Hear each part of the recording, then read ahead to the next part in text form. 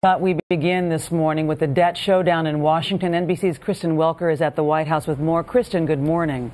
Good morning to you, Ann. Well, with that deadline looming, there's really a heightened sense of urgency to get something done here at the White House and on Capitol Hill. This after a night of political theater in which both sides still seem as far apart as ever.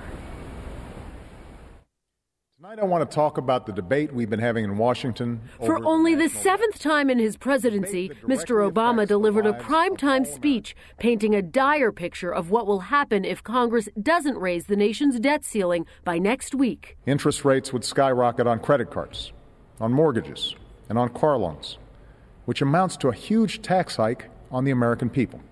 Despite weeks of partisan wrangling, the president still pushed for a balanced approach, cut spending, and raise tax revenue.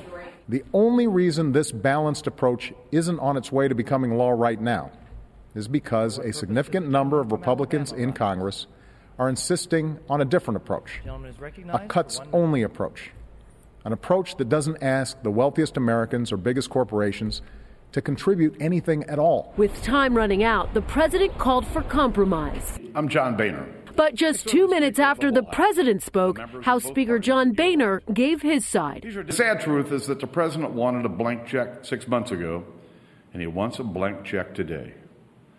This is just not going to happen.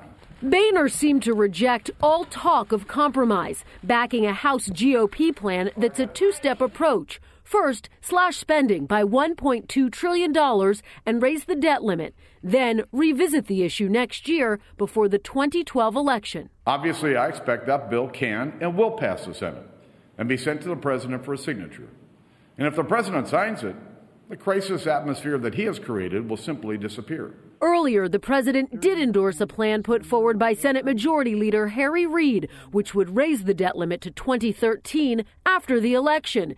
It calls for $2.7 trillion in spending cuts. But Boehner said that's not the answer. The solution to this crisis is not complicated. If you're spending more money than you're taking in, you need to spend less of it. Monday night, the president urged viewers to call Congress to push for his approach before it's too late. If you want a balanced approach to reducing the deficit, let your member of Congress know. This debate isn't about President Obama and House Republicans. It isn't about Congress and the White House.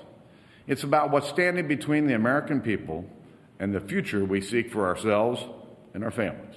It's a dangerous game that we've never played before, and we can't afford to play it now. In Washington, more spending and more debt is business as usual. Well, I've got news for Washington. Those days are over. Now, it looks like Speaker Boehner's plan will be voted on first, likely as early as tomorrow. One more interesting note, despite the fact that the president has been calling for this balanced approach with spending cuts and new tax revenues, neither the House nor Senate plan includes new revenues. Ann? All right, Kristen Welker this morning. Thank you.